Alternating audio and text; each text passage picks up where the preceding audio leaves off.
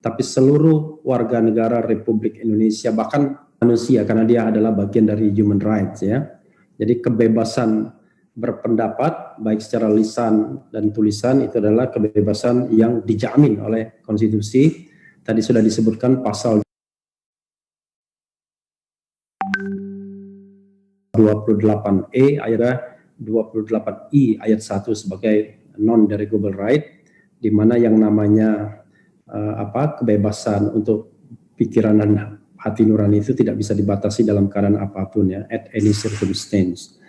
Nah, persoalannya adalah mengapa ada wacana ini? Ada wacana kok ada masalah kebebasan di satu sisi yang dipersoalkan kembali padahal sudah ada jaminan konstitusional, dan yang kedua adalah ada wacana mengenai impeachment, pemakzulan atau pemberhentian presiden. Kalau kita disiplin seharusnya kita menggunakan bahasa pemberhentian saja. Kata yang dipakai oleh pasal 7A konstitusi kita bahwa proses pemberhentian presiden ya.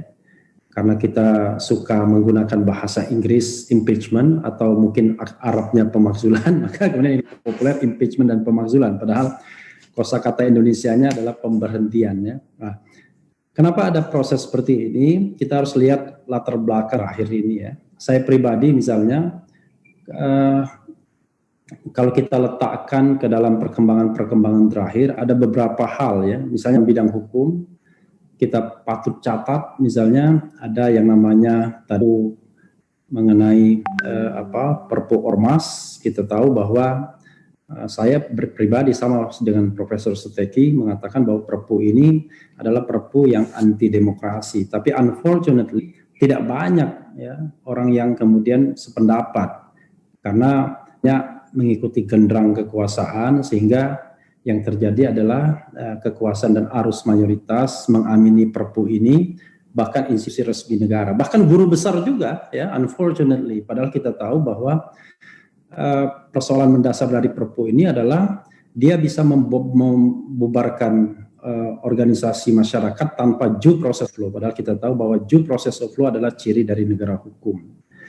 Lalu kemudian kita juga tahu bahwa ada ketentuan misalnya mengenai presidential threshold. Saya terus terang mengatakan tidak habis pikir lembaga seperti MK misalnya mempertahankan presidential threshold ketika pemilu itu sudah serentak dan ketika ada peserta baru yang konstitusionalnya. Terlepas mereka tidak menggunakannya, tetapi partai baru itu PSI misalnya, kemudian Perindo, lalu kemudian Garuda dan juga Partai Berkarya, 4 partai baru itu adalah partai yang kehilangan konstitusional standingnya untuk mengajukan atau mencalonkan presiden dan wakil. Ini cukup alasan untuk mengatakan bahwa presidensial threshold itu adalah bertentangan dengan konstitusi karena menghilangkan hak konstitusional, hak yang sudah diberikan konstitusi. Unfortunately, lolos di DPR, lolos juga di MK. Jadi ada dua. Lalu kemudian soal lain yang juga patut dicatat adalah mengenai, dulu saya termasuk mengatakan, wah ini bagus pertumbuhan ekonomi. Tapi ketika masa pandemi COVID-19 ini sudah terlihat bahwa kelihatannya negara mulai bangkrut, uang sudah tidak ada lagi. Jaminan-jaminan dalamnya memastikan warga negara bisa makan semua sulit bagi pemerintah. Ketika pemerintah mau menjalankan skenario new normal, banyak yang mengkritik. Kenapa? Karena sebenarnya itu seperti wujud ketidakmampuan atau ketidakpercayaan pemerintah lagi si COVID-19 ini. Di negara lain, mereka melakukan new normal setelah berhasil mengatasi, paling tidak for the time being. Tapi di Indonesia belum ada kejelasan apakah kita dianggap berhasil, lalu kemudian kita menuju fase berikutnya new normal. Persoalan itu juga.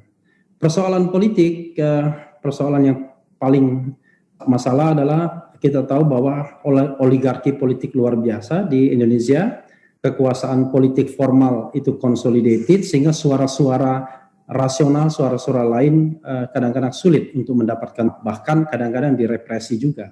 Belum lagi peran-peran yang lainnya ya. Kita tahu bahwa dalam era medsos ini peran buzzer dan lain sebagainya, fans club dan lain sebagainya.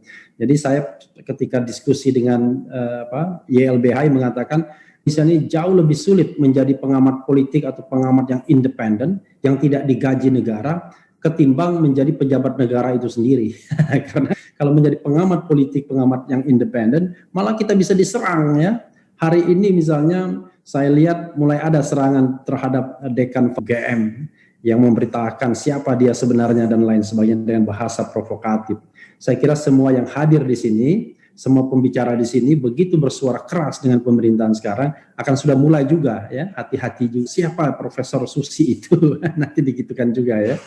Nah, karena itu kondisi seperti ini, mood secara umum saya mengatakan kok ada sebuah nilai demokratis yang regresif, yang jauh. Padahal kita tahu bahwa reformasi konstitusi yang berdarah-darah yang dihasilkan pada tanggal 21 Mei 1998 dengan puncaknya pengunduran diri Presiden itu adalah reformasi yang menumbangkan rezim. Salah satunya rezim yang menghalangi kebebasan berpendapat. Tidak hanya kalangan kampus, tapi secara umum adalah semua kalangan. Saya berharap bahwa setelah reformasi itu tidak ada lagi sebuah kejadian di mana orang dilarang untuk berbicara, dilarang untuk berpikir.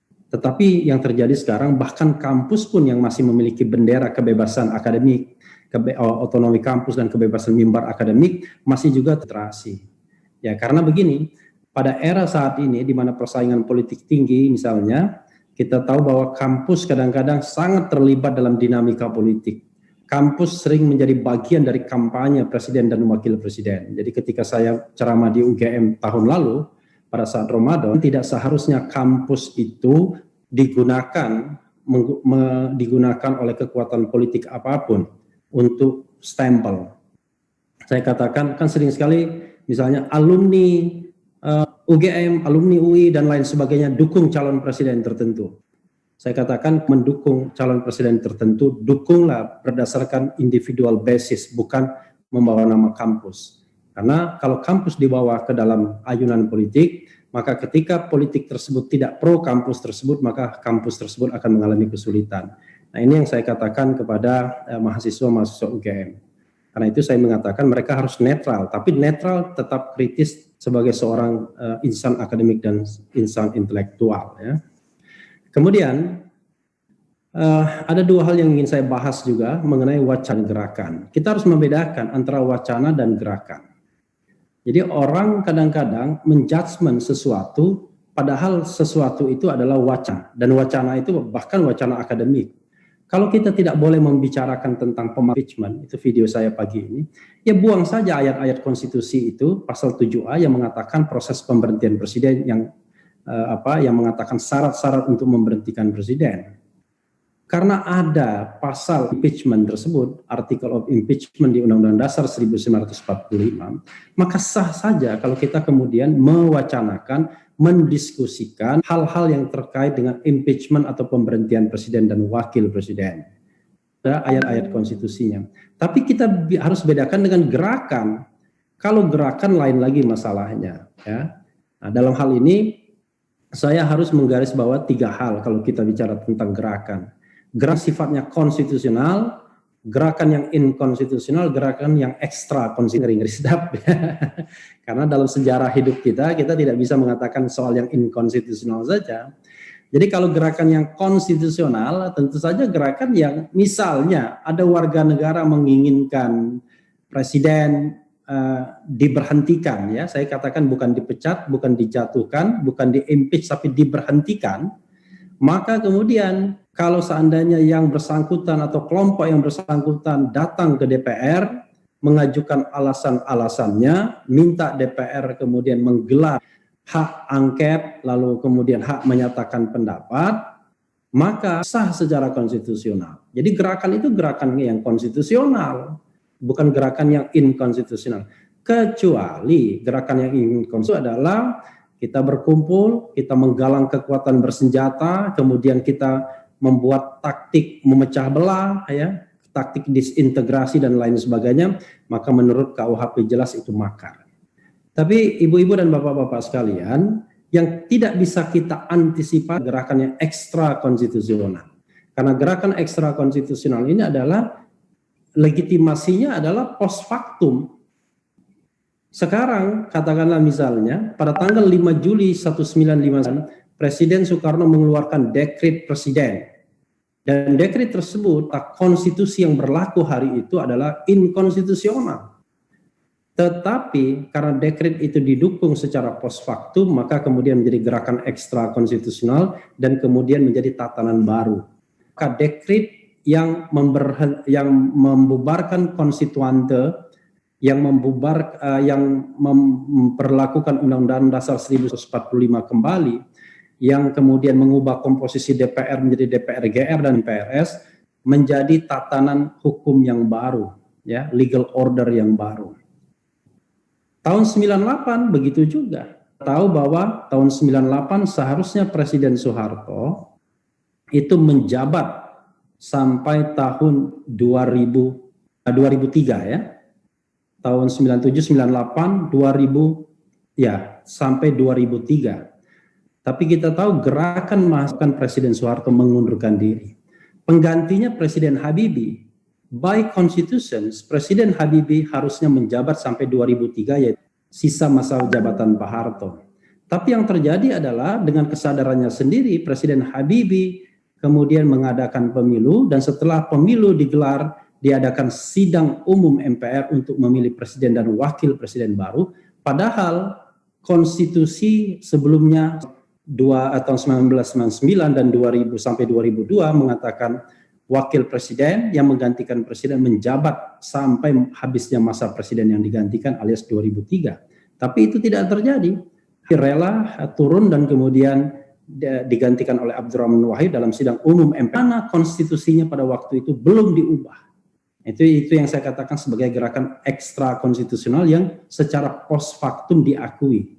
Jadi yang bisa kita antisipasi sebagai akademisi, ya, menurut saya adalah gerakan yang konstitusional dan yang inkonstitusional tersebut. Tapi kalau sudah ekstra konstitusional itu tergantung eskalasi. Dan soal eskalasi itu adalah dalam politik soal menang dan kalah. Demikian juga pengaman negara misalnya. Kalau yang demonstrasi itu 100 diamankan, yang demonstrasi itu 1000 masih diamankan juga. Tapi kalau yang demonstrasi sudah 100.000, maka pengaman berbalik juga demonstrasi. Itu yang terjadi tahun 98. Jadi secara akademik, secara